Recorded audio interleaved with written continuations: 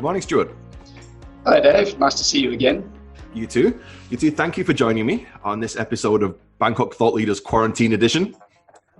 Quarantine Edition, nice name. Okay. Okay. Nice background.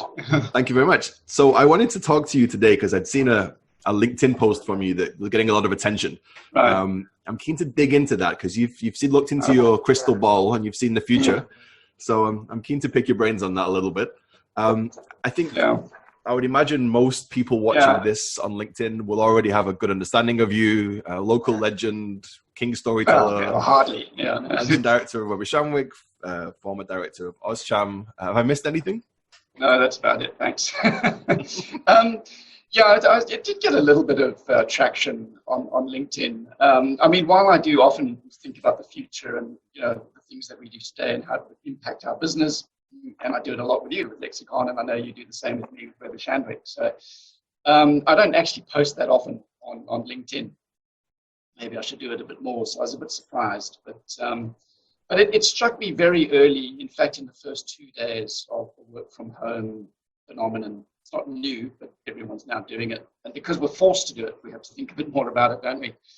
And it was pretty obvious to me that there were kind of, initially there were two things, and then it grew to four. And so did the comments on that. But I'll go through the four things quickly. I think the first thing that's... Before we get into that, let's do a little foreplay. So...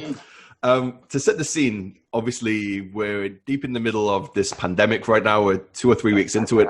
How has your company responded to that? What have been your techniques? Looking back on this in 100 years' time, where are we at this moment? Oh, right. Okay. Well, like you, we're all working from home, and just about the whole of Bangkok is, I imagine. Well, certainly the multinationals that I'm aware of all pretty much are. To some degree, that hasn't been a big mind shift change, because as a professional services company that relies primarily on its people as its major asset, we have been trying to push our people for more kind of flexi work arrangements for some time, and mostly failing, I think. And I think that's probably through sheer force of habit. People like coming into the office. They're used to coming into the office and they've got their set routines. So people don't like change. So even when I said to people, I encourage you to spend a day working from home, or a morning or whatever it might be, working remotely, none of my employees ever came to me with a plan to do so. So they just didn't take it up. So I think the change is now that people are forced to do it, and some are resisting, and then there are some who are seeing the advantages of it. You have to put it in context of the greater worry that's looming over our head with the virus and the impacts of the economy, etc. So perhaps people are probably worried a bit more about that. But nevertheless, lessons are being learned. I think the lessons are the same as everybody. It was largely enforced for us, although it's something I've been trying to encourage for some time. I think it's not so much the office processes, because things like Zoom that we're using now, Microsoft Teams, Blue Jeans is one I know we've used before as well. All of the software around is actually pretty good, and of course Skype we've been using for many, many years. And so I think working from home is easy, and I think people probably knew that before anyway. It's more the human angle. What does it mean for personal interaction? And I think we're only starting to struggle with that now on week 3. So the first week, it was all very exciting, it was all very new, and everyone went, hey, I'm working from home. And then the second week became a bit more mundane, I guess, where people started refocusing on the actual work itself. And then the third week now, I'm definitely coming up against what I knew would always come, and that's the psychological impact. Right, that's people, besides the worry, and let's try and remove the greater, not so big, not so elephant in the room, the virus. But I think people are feeling lonely. They're missing us, we're all missing each other. I do. They don't quite know how to deal with that. And so we're putting in place some things like we've started up an entertainment committee to try and see how we can replace that human interaction. Because how do you replace it, Dave? Because, I mean, at the end of the day, you can't replace having lunch together in an informal setting, perhaps in the corner of the office. I know your offices, you've got a wonderful big setting there where employees can get together. We do too. We have a big area. In fact, you've seen it.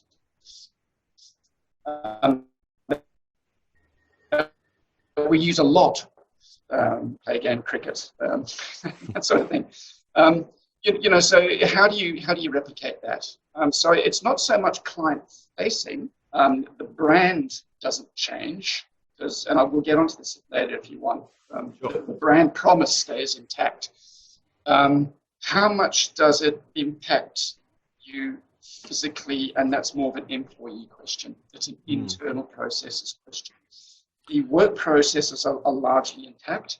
The psychological impact, I think, is what everyone is pretty much starting to feel now. And we haven't quite figured that out.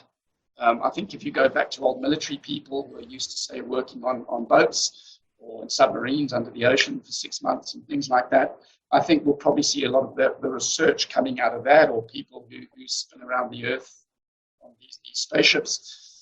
There'll be a lot of research coming out of that maybe we can apply. So those are the major things that I've noticed. I think riffing is the thing I miss the most. Just the idea. From my desk, I sit next to the content marketing team, and I'm much older than you, Dave. You'll have to explain angles. It's a riff. It's a jazz term. I think it's just to kind of play off, whatever you're feeling at that time. Okay. So I often have a crazy idea that I'll just shout across the table to somebody, and somebody will come back with a more crazy idea, and from that we'll kind of polish it a bit, put it into some kind of framework. It's not something that I would call someone on Skype to do, because it's kind of not even a half-formed idea. It's just a seedling. But often those things with someone to bounce ideas off, they become gold. You've nailed it. It's all of those informal gestures and those informal interactions that happen typically around the coffee machine, or, as you said, somebody will just shout out something and that sparks an idea. And you and I are in creative agencies, right? That's what we do.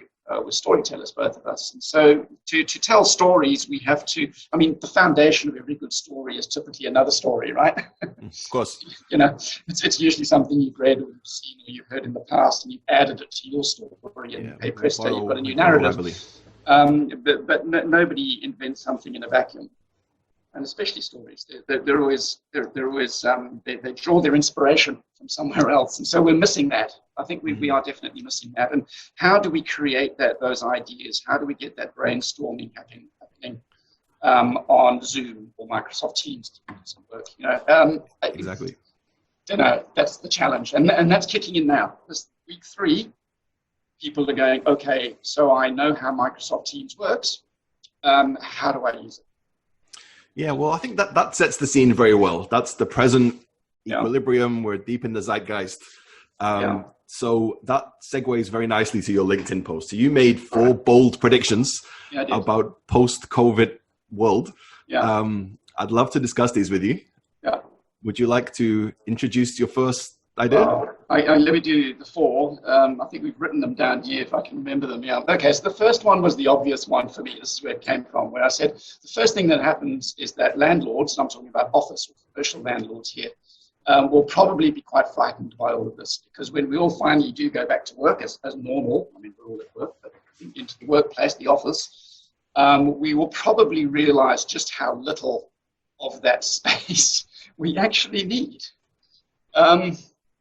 So that I think that was kind of obvious to a lot of people. Do we need, massive big spaces to do lots and lots of things, or are we just using that space for the sake of it? Because we're a big brand, got to have a big office. It's kind of it's wrapped in the brand, isn't it? To some degree. The second thing was that, employees will realize how much it costs to go to work. Have to buy, in our case in Bangkok, a BTS or a SkyTrain ticket, or take a taxi. There might be, you might have special clothes that you wear to work, a nice suit, whatever it is, and various things. For the ladies, cosmetics, for example, or a whole bunch of stuff. Buying lunch maybe a bit more expensive than if you just had a sandwich at home. So I think employees will wise up a little bit and go, actually, this is pretty cheap. I have never spent so little in the last month than this month. Now, that's because there's a national lockdown going on, and I couldn't go to the pub even if I wanted to. But basically, yes, I'm less tempted, I suppose, to spend on stuff, and I tend to wear polos at home as opposed to a suit or a collar, unless I'm in a client meeting. Then the third thing I think was probably more of a wish than a prediction, was that because we're moving online, the screen is a great leveler, it's a great equalizer, to the point where you don't have the strong dominant personalities in the room, because physical presence, physical charisma is a factor in the office. Some people just call it plain good old office politics, right? And so it's kind of more of a hope that I often see people, hopefully not in my organization, I don't think so, who get promoted or who simply bully their way into positions based on their persona or their actions or their behavior. And they're kind of allowed to get away with it because that's just the way it is in a physical setting. We're all human beings and there's a pecking order. And sometimes those people do it based on those factors other than the fact that they're competent or they're the right person in the right job. Maybe this will remove some of that. Now, I've since been thinking about it, and I'm probably going to reverse it a bit because there's a couple of factors there. The first is, since when has the internet got rid of bullies? If anything, the internet has spawned a whole new generation of perfectly logical, reasonable people, but as soon as you put them in front of a keyboard with a bit of anonymity, they turn into horrific bullies, don't they?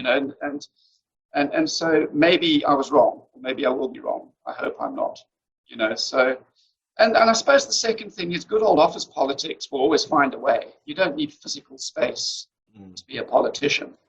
So maybe that was a bit of a naive hope more than a prediction. Let's dig into these one by one. So the first one is commercial landlords will be afraid because companies will have realized how little physical office space they need. So this is a hipster positioning, right? We're going to go Brooklyn, we're going to go warehouses, we're going to be little cool spaces rather than big office buildings. Is that what you're thinking there, or? Yeah, I mean, there's degrees of it, isn't there? And I think I know where you're going with this because we've spoken about this before.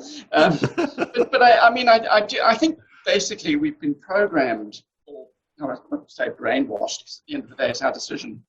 In that, as a brand, if we're a big brand, Shandwick is a very big brand, we have to have an office to match. No better example than a former employer of mine, Bloomberg. Bloomberg was renowned for its offices, and they had these space, and still do, these space-age, state-of-the-art offices, and every office used to have an amazing tropical fish tank. And that was part of their brand. It was part of the perception of Bloomberg as a company. That may still be true. Physical space, any architect will tell you, is a reflection of your lifestyle and how you work or how you are, how you think, how you act. And so there's no reason, I believe, that won't continue to be the case. There will still be some justification for physical space. But do we need as much physical space as we thought we probably did? Maybe not.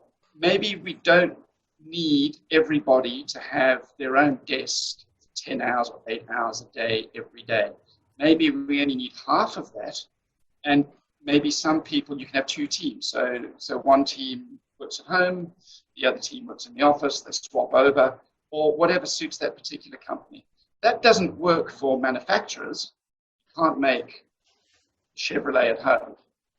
But for professional services companies, I've been trying to encourage this for a long time, with no success. I suspect that when this is all over, it would be much easier for me to say to people, look, you're going to be more productive if you add a little bit of flexibility into your life.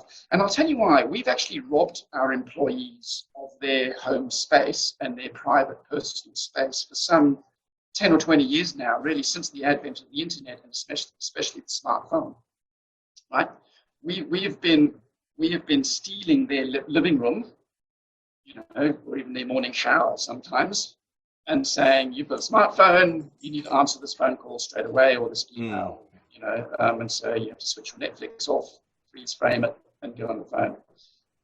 And so I think that was a move to do that, to recognize that. And then, so in the office, we would create spaces where we brought the home into the office. So advertising companies, you know, especially were renowned for having pinball machines and bean bags and all of the stuff. One, because it could allow them to be a bit more creative, I guess, if they're a bit more relaxed. But also, I think it was as compensation for the fact that we know we've encroached on your personal space. That's been quite good for us. It makes you more productive as an employee. Maybe the reverse can apply.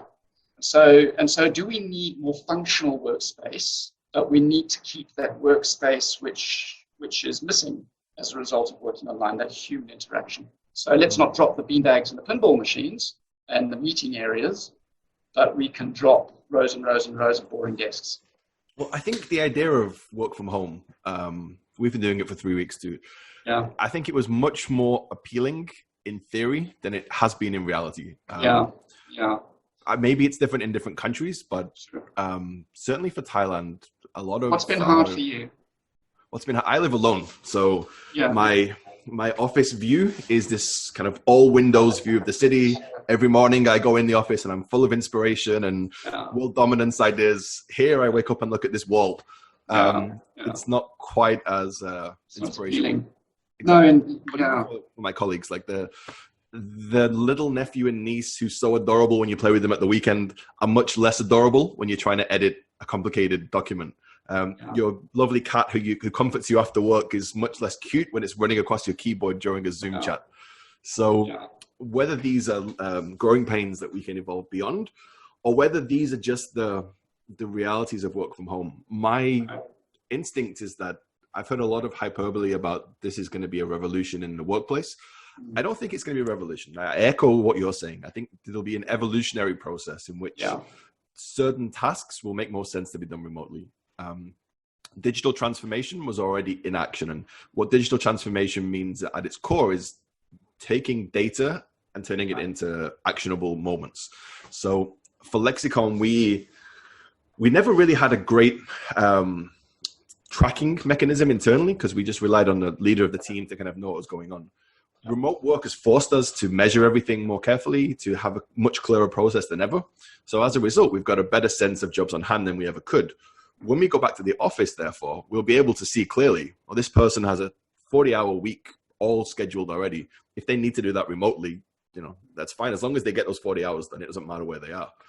But for a lot of tasks at Lexicon, they're not one-off tasks like that. Most of our tasks will be multidisciplinary, where you'll need the writer, the designer, the tech guy, the video producer, the animator, the translator to be present at the same time. So I don't think we'll ever get to a point where it would be like, it's this 50% of people this day, this 50% of people this day. I think we'll be able to take the data we've got and make kind of bespoke decisions. And of course, for some people, they'll prefer to be remote. That's probably okay. But I think the competition of the future will be not between company and company. I think it'll be, we'll get into this later on about being a brand. Yeah, no, I know where this is going. Yep. your office is going to be competing with the person's home. So you need to make sure that you're providing a place where people can concentrate, where they can have fun with their friends, that it's a nice culture to be in, and that you're giving some additional benefits. I think that's the key. It's the competition between the workplace and the home. And that's been happening. That we've brought the workplace into the home. And so maybe this will probably herald a more mutually beneficial integration of home and work that suits both parties. And it won't be the same for every company. I think professional services lean more towards that because it can be done. I personally like working from home. I wouldn't like to do it all day, every day. In fact, I can't because you and I are leaders, so we do need that physical interaction. I need to be seen as well as heard sometimes. But I can be more productive. I guess my environment's a little different. I've got a big space here, by the way, than even my office, so it's not too bad. But it's interesting that we're talking about that because it really segues to my fourth point, which is how much of your brand or your brand promise is tied up in a physical space. For me, if you go back pre-internet, for those of you who can actually remember those days, I can, it was much more so. You know, you had passing traffic, you're a retailer, even if you're an accountant or a legal firm or a PR firm, it was good to have a physical space that people could see with your logo, both for people walking past, as well as for people coming through the door. And everybody had employees who sat there for 8 hours a day or more, most professional firms. And so that was part of the brand. I think there's going to be an uncoupling. And people are going to understand what a brand actually is. A brand is not a physical office. A brand is a promise. And you don't need necessarily physical space to fulfill that promise. You need physical space in some cases to do things, processes, but a brand or a company is really a promise to a customer to harness a whole bunch of different processes and put them together in a way that fulfills an outcome that your customer will pay for. If you're making cars, you need a physical space. If you're a legal firm, you might for some things. If you're a PR firm, you don't necessarily need to. But what I'm trying to say is it's not part of your brand promise or your perception. It may be. I used the example earlier of Bloomberg, where that's the first thing people mention. Oh, you worked at Bloomberg. Fabulous offices. It's the first thing, literally. You know, it wasn't the news, it wasn't this, it was the offices. But that's unique to that particular brand, all right? I think physical space will be human in nature, not brand in nature. But a brand is a character by definition, right? A brand has a personality, it has a persona, in the same way that you wear smart polo shirts and I wear whatever this is. Maybe. Brands are the same. So it wouldn't make sense, for example, for Bloomberg to be above the Shenanigans pub. That's not the right location for them. They may only need a smaller space than they have now, but I think still what they wear essentially is part of it. It's part of their brand perception. Yeah. So I wouldn't write it off completely. I'm not saying necessarily that you don't need physical space at all to have a brand, but you don't necessarily have to have physical space representing the brand. Some brands may, like Bloomberg, but really physical space will be a necessity for fulfilling the brand promise. I need physical space to do things, whatever they may be, including holding meetings, or it could even be for my staff to meet informally so we can swap ideas informally. I need a physical space to do that because we've discovered over the last 3 weeks that Zoom and Microsoft Teams isn't very good at that. You know, let's dig into this a little bit. Having conversations on email is crap, right? I've told my staff many, many times, it's called Kelly's rule number 1. Get off the email and get on the phone. Even better, go and see them. That's a conversation. Same thing. So a brand, I think this is it's one of those terms that everyone has a different understanding of it. I want to dig into this a little bit with you because I know you have a lot of ideas on this. So just as a little anecdote here, when Lexicon started 5 years ago, it was meant to be just me delivering the services that I could deliver. But I thought there would be more cachet to have a brand name associated with it. Over time, that brand name, as you said, has become a promise. It's become more than just a word, more than just a logo, more than just an office. It's a concept. That's a very intangible concept for people to understand, though. So what are the structural elements that lie underneath a brand? How do you make a DNA? How do you replicate it? How do you display it to the world? And how do you ensure that it spreads through your employees in order to deliver on that promise? Interesting segue, because this is another completely different topic that I know we've been talking about for a long time. For me, it comes down to what is a company and what is a brand? And are the two different? Because you can compare it to a freelancer, you know, who just does a particular, usually specializes in one process, and they may do it very, very well, and they think they can go out and do better at it just by freelancing and then selling their services. Is that a brand? Is that a company? Or is that an individual? It's an individual. They could become a brand. I could put Stuart Kelly, ETY Limited, whatever it is, and focus on it. But to me, you can become a brand if the customer is looking for that one service, or you can even become a company, because that's more for tax reasons, right? I'm a sole trader. But if you want to be a company and a brand, people hire you because you do something that they can't or they won't do because it's not economic for them to build their own website and to build a digital marketing plan around that website, and then to craft stories or storytelling strategy around those assets. They're not going to go and hire 20 people with different specialties and layers of expertise to do that, because they're a legal firm. Right? They're not going to hire 20 different freelancers to do those 20 different tasks, right? Because how do they guarantee that all of those freelancers are going to be able to talk to each other to create the one single outcome?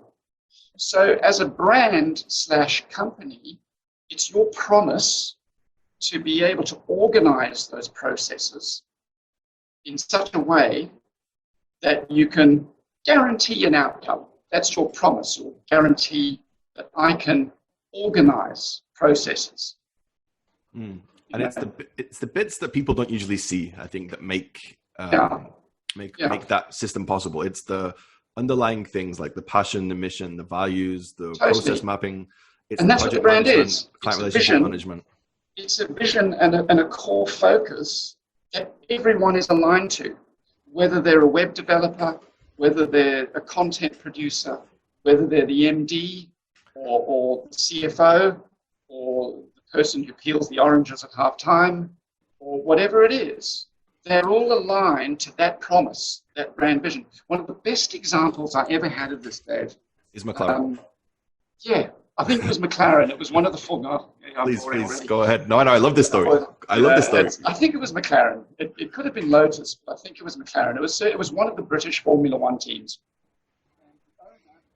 Could have been McLaren. I'm pretty sure it was. Would go around to every single employee of the racing team, and he would ask them all the exact same question, and he would do it like once a week. Make sure every single person says, "What do you do?" Or explain to me how your job makes that car go faster. And so, if you're a mechanical engineer, that's probably a fair question, right? I do this, and I clean that spark plug, and whatever they do, and the car goes faster by a split second. But try asking the young lady who mans the reception, or the person who serves the pies at lunchtime, to answer that question. And that gets really hard, right? But they had to do it. They had to explain how serving Ed and Senna a pie, made that car go faster.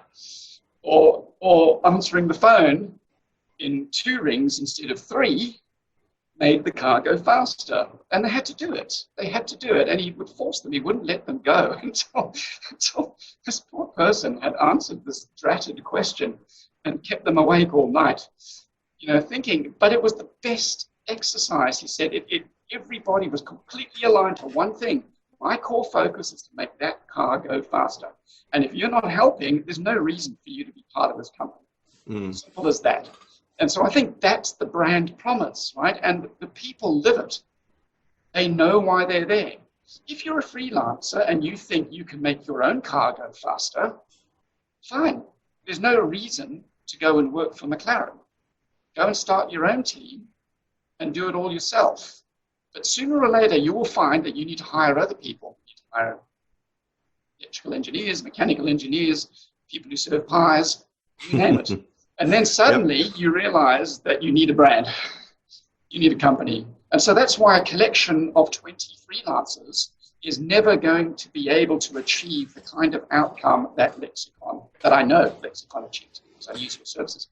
Yeah, and I think both of us, when we're hiring, what we're looking for is the people with the storytelling ethos. It doesn't matter what they do. They have to be storytellers at their core. Exactly. We will say to people, like, if you're not this type of person, you don't want to work here.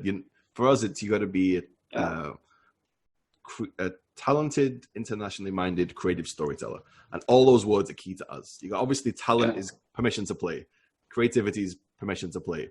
But internationally minded and storytelling, not everybody is those things. No, you might have a parochial English person or a parochial Thai person.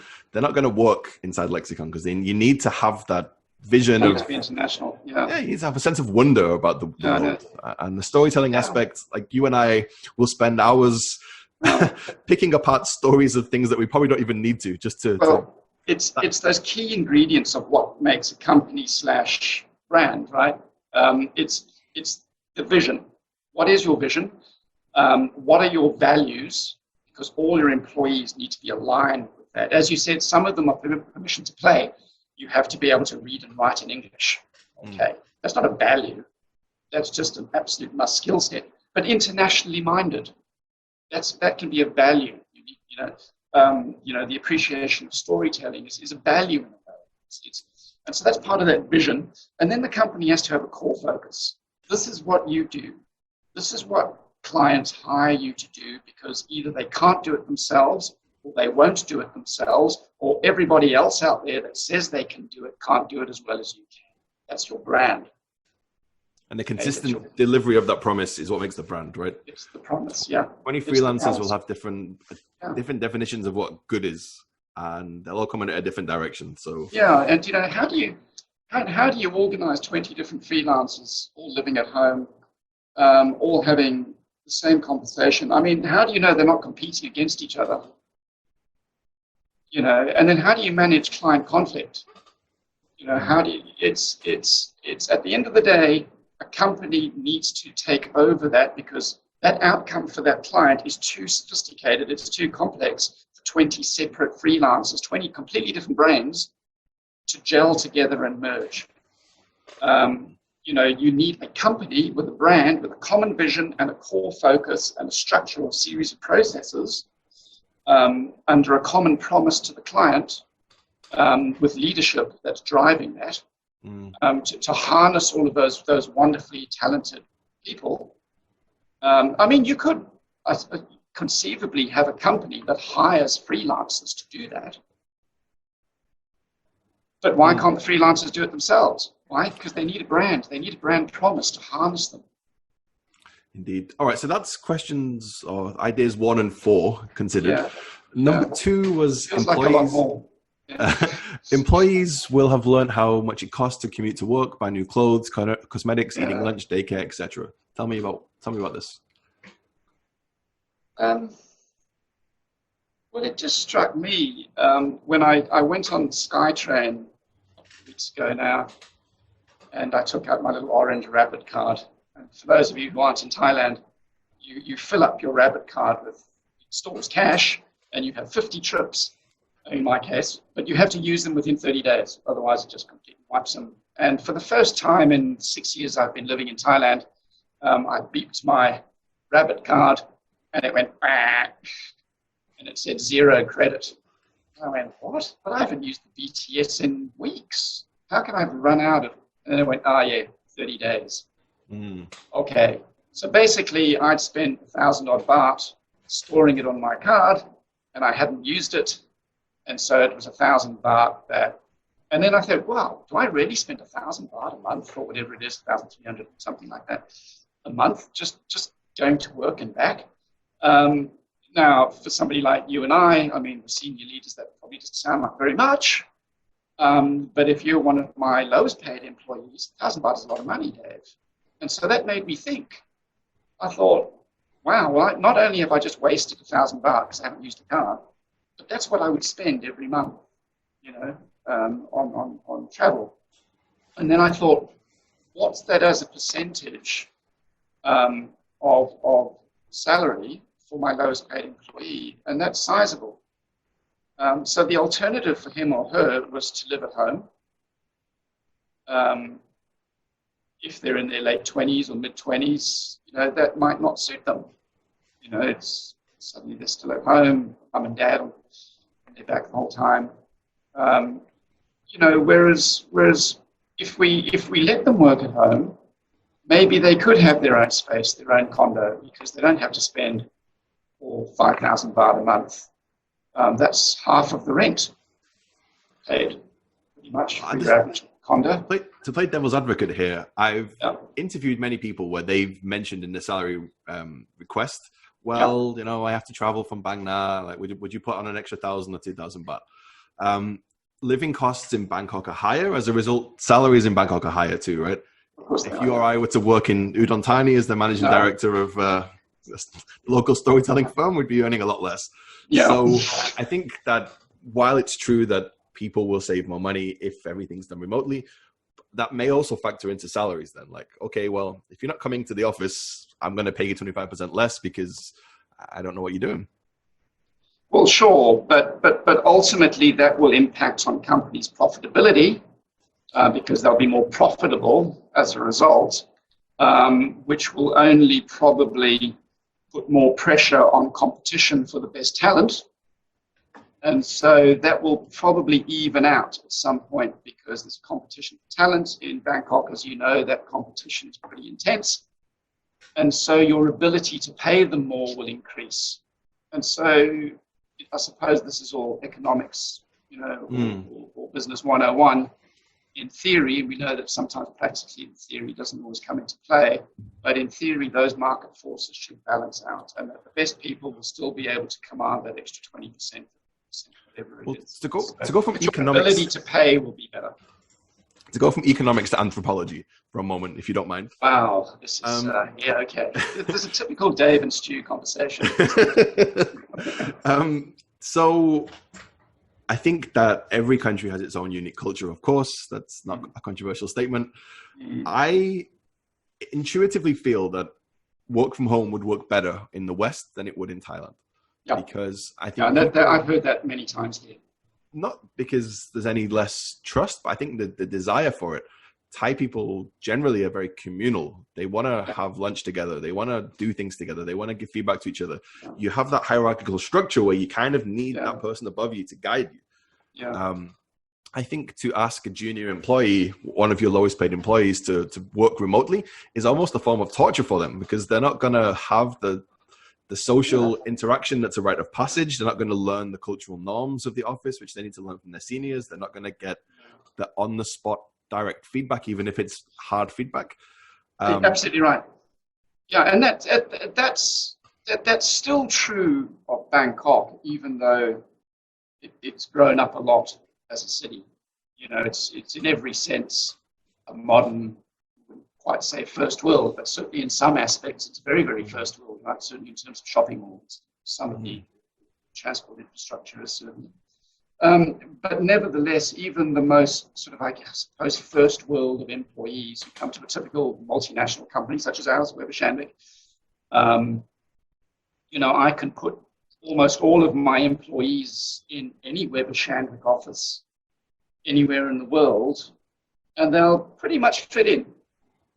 But you're right, because like you, we hire people with an international mindset. So their English has to be at a certain minimum standard.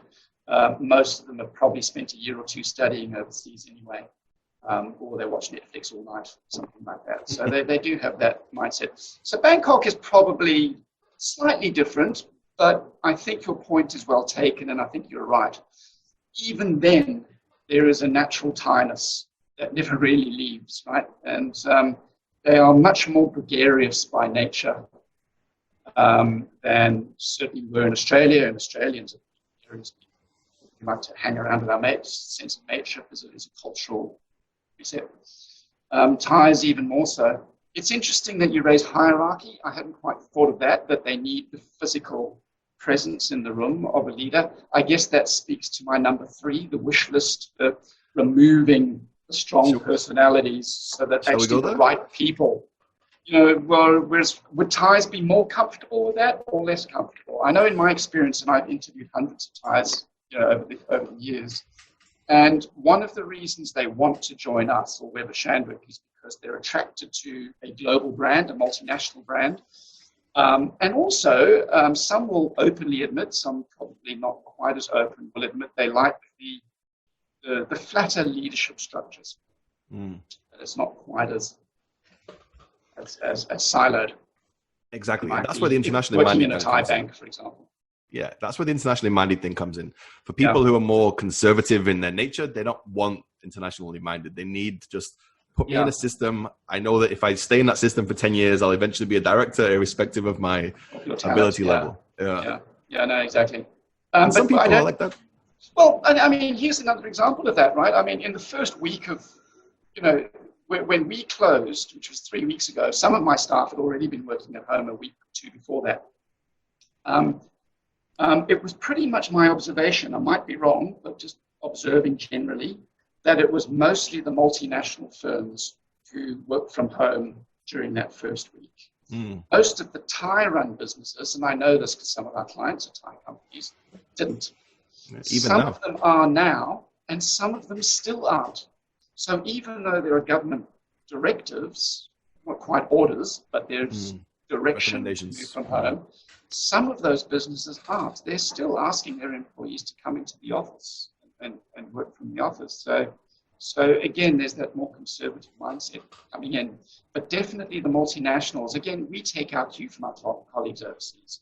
So while I operate locally and I make decisions locally as an MD, and my boss encourages me to do that. He says, look, we work in Thailand, you have to think like a Thai and act like a Thai. Nevertheless, it is comforting to know that my colleagues in Japan are already working from home, it's working because they're using the same processes and systems we are. Or China has already been doing it for 3 months, and hey presto, they're already back in the office. So I'm quite interested to hear what it's like for them now coming back into the office full time. Are they experiencing difficulty dragging people out of their lounge into the office? So hopefully that day will come where this virus thing will be out of the way, and we can chat again about this. Okay, so I guess we've already started on this topic, but the third point of better people will be promoted to the right roles based on their ability to focus and produce rather than conquer and divide. This was your... Yeah, that was my... Well, I've got a way of putting things sometimes. It's very poetic. Yeah, it's... I wrote it, as I said, originally as a prediction, but I very quickly backtracked as I thought more about it. And I think it's because what we're dealing with here isn't process.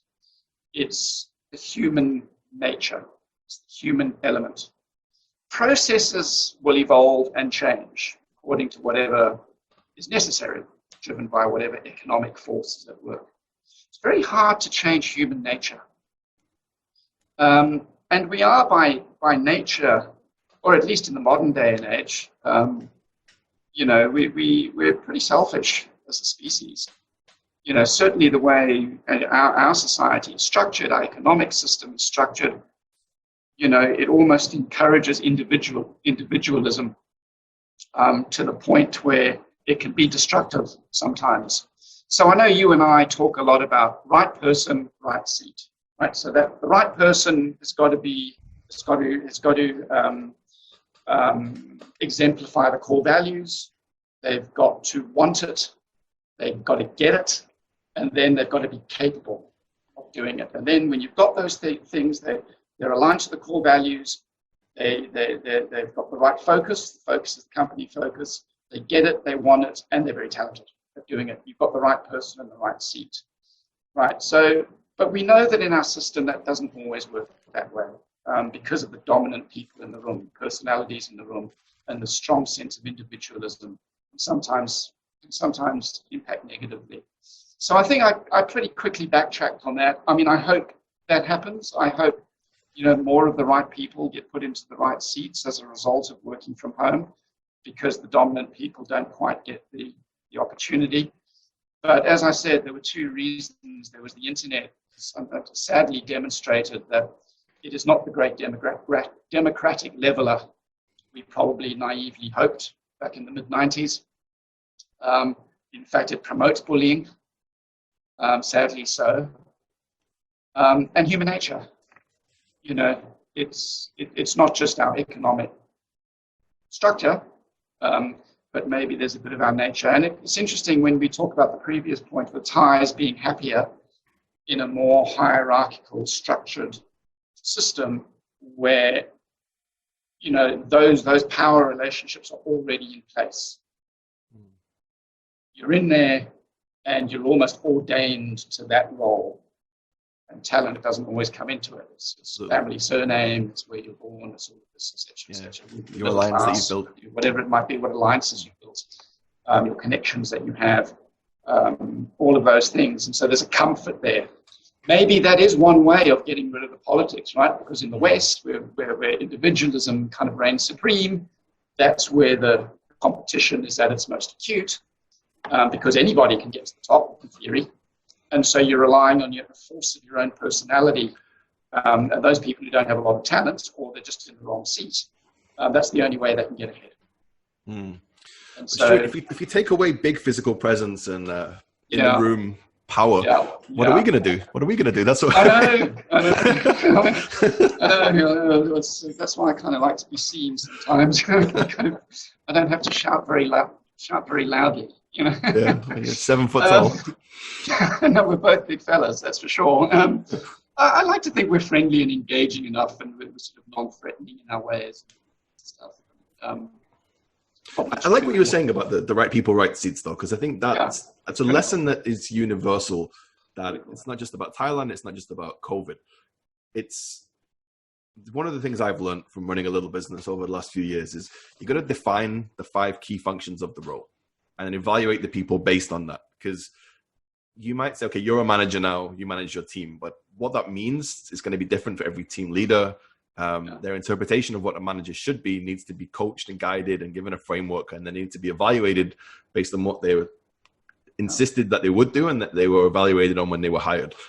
Because many times we've had disciplinary problems where, someone said, well, I did this. And it's like, okay, well, I'm glad that you did those things. They're very nice things to have done. However, these are the 5 things you were supposed to have done. It's not your role. Yeah. Exactly. Yeah, but there's an overarching system to all of this, isn't there, Dave? And it comes back to the thing: what is a company? What is a brand? What is the brand promise? It's really a system of governing processes, isn't it? That's what you're doing. Something that a freelancer couldn't do.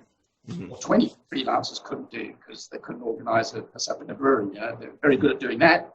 Put them together as a team, whereas the brand promise is really a system. It's a structure for organizing, managing, and ensuring an outcome. And so things like right person, right seat, things like core focus, not getting too distracted by shiny things.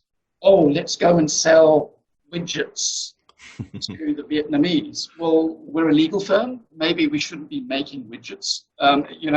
So sticking to what you're good at, sticking to what your core talent and your passion is, and then having a 10-year vision and making it concrete, something that's measurable. We will achieve $10 million in sales in 2030. That is a measurable thing to achieve.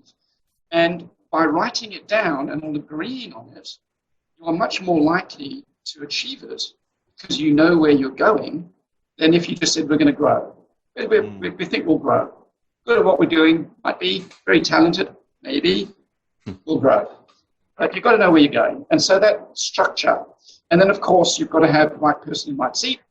That's a whole, universe of learning in itself.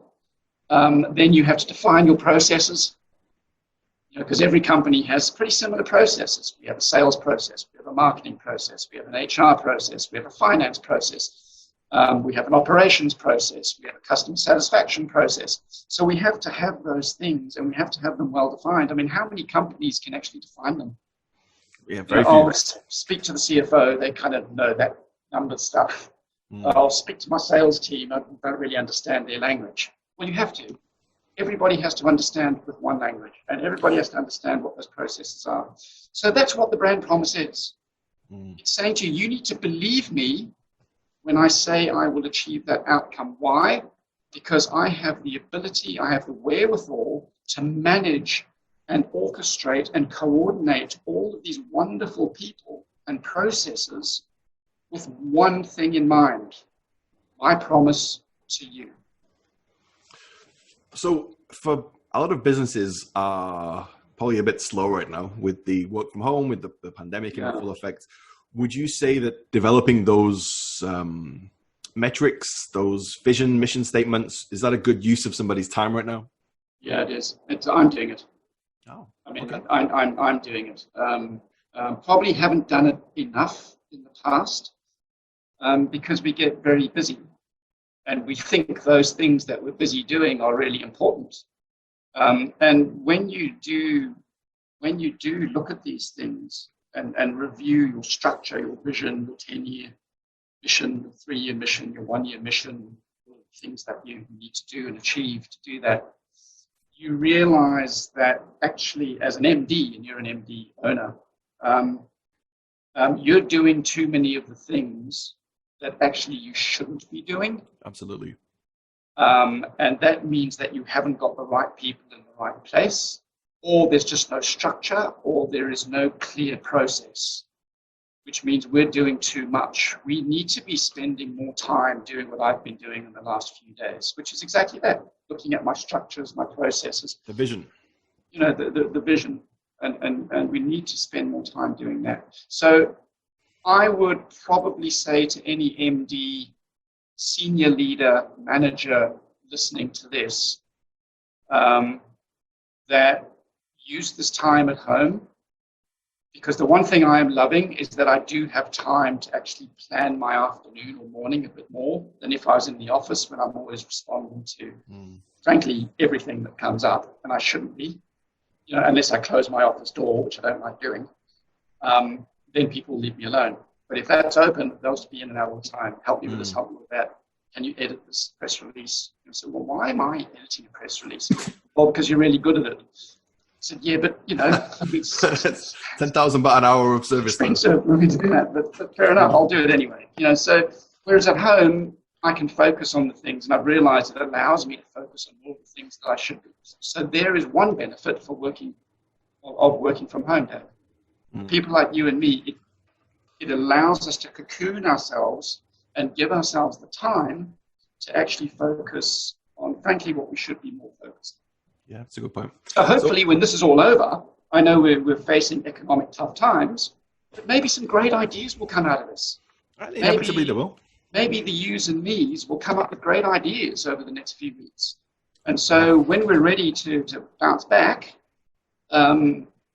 you know, maybe we're going to see some really cool, interesting new stuff that we couldn't do before because maybe the economy was just too strictured, too restrained, because it was too set in its ways. That's been broken down a bit, as tragic as that is for a lot of people. And I don't by any means belittle that. It will also probably spur some really new, interesting, creative thinking from business leaders for the good and for the better. So Stuart, since you posted on LinkedIn last week with those four forecasts, those 4 visions of the future, has there been a 5th since then, or are you burnt out? No, but I could probably come up with a 5th. You know, maybe my last sentence would be a good 5th. I'd have to think about that, which is that, you know, it's not all bad.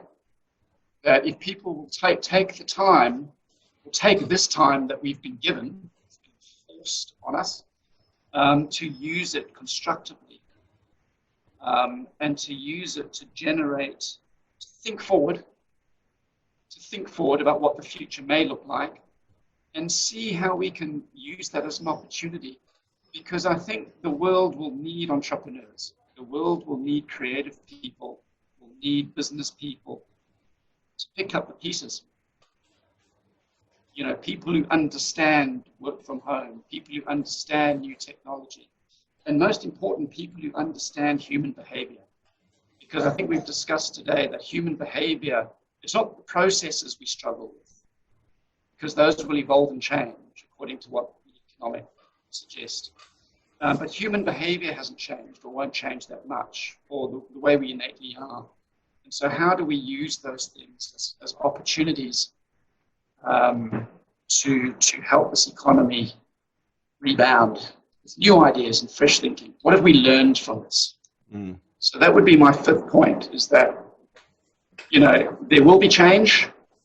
This is an opportunity for us to use this time wisely. Okay, final question. You are now in the work from home mode. Yeah. What are the 3 essentials for you for working from home? That could be from an hour of book reading per day, your favorite coffee, G&T in the afternoon. What are the 3 essentials that you need to get through work from home? I need discipline in the morning to start work at the same time, to not think it's an extended weekend. Actually, for me, that I know that's true of some in my team. But for me, that hasn't been the problem. If anything, I'm starting work an hour earlier than I normally would, because I'm just replacing my commute with work. So if anything, I'm working longer hours. So my discipline is different. My discipline is not so much to get to work on time simply because I'm at home doesn't mean I can goof off. My discipline is to make sure that I'm not overworking, that I'm not just sitting at my desk for the sake of saying, I need to be at work. I'm at home, but I need to be at work. I need to be seen to be working. It's work smart, not work long. And I'm finding that's quite a revelation. My productivity, I would say, is higher. Okay. Maybe that's for other pressures, though, because we know we've got to survive as a business. We've got to make sure our people stay employed. There are all these forces on us as leaders. So maybe that's just making my thinking a lot more urgent and more acute. Okay, so number 1 is discipline. Yeah, discipline. Number 2, and I suppose psychologically, because we're in a bit of a partial lockdown in Bangkok, like everywhere else, is I do try and get out once a day without necessarily breaking the law or breaking community convention. So I'll still wear a mask, but I will walk. Even if it's just a short distance, I'll get out there. And one, because I find sunshine tends to make me happy, which is one of the reasons I live in Thailand and Australia and South Africa, all that sunshine places. So go out and get that sun in your head. It's proven vitamin D makes you happy. So I do that. I don't sit in the shade. And that's actually a blessing again. It's something I probably didn't do in the office, unless I went with you for lunch somewhere or something like that. Generally speaking, I stay in the office, maybe go to the local cafe just downstairs. I still wouldn't go outside. So I'm using this opportunity to say I actually can get out the office here. I can go for a walk up the street. So I try and do that, still wearing my mask, maintaining my distance, and that sort of thing. That's probably number 2. Number 3 is this nagging concern about everything we've been discussing, that the danger is we lose human touch with our teams and we can't quite put a finger on what we're missing, what we're losing. Microsoft Teams or Zoom, which we're using now, works very well. Skype works just as well. The processes seem fine. You had to adapt yours. Ours were pretty much okay. Anyway, I don't worry about the processes. Our brand promise is the same in terms of processes. I worry a bit about our brand promise to our clients, though, in terms of the human element, because we are a company of talented individuals under a common vision. And the fact that we're all working from home, even though I'm urging people to video call each other at least once a day, we miss table tennis out in the lobby, or we miss sitting down for lunch, in the little corner and telling jokes or teasing someone or whatever it is. And those things sound trivial and they sound small, but I wonder, I think they're large. And I think... So what is number 3? What the essential is? The essential is making sure that we don't lose the human touch. We don't lose the human element of working together. Okay. And that's a worry more than an essential right now, because with week 3, I'm starting to feel that is now becoming an issue. Much less so than week 1, which was, are all the work processes still pretty much intact? Are we able to do the job from home? Yes, we can. So that's the first element of our brand promise. Can we still do the can we still manage the work processes? Yes, we can. No worries. Now there's that second element, the human element. Can we still sprinkle the magic fairy dust over all of our creative people so that they produce human creativity that forms so much part of our work and Lexicon too? And I think that remains to be seen. I'm trying very hard to get on top of that, and I don't have an answer for that, but that is an essential. We need to get on top of that. Okay, well, it sounds like this is a to be continued. Yeah. If this is still going on in 2 months, let's pick it up again then and see how things are going. No. Well, let's take it up when it isn't, when we're all back at work, and then we say, actually, were all of these 4 things, are they still relevant? Or did we overcome them while we were working from home? I'm looking forward to that. Okay, Stuart, thank you so much for your time today. Right, Dave. Good. Cheers, mate. Thank you, mate.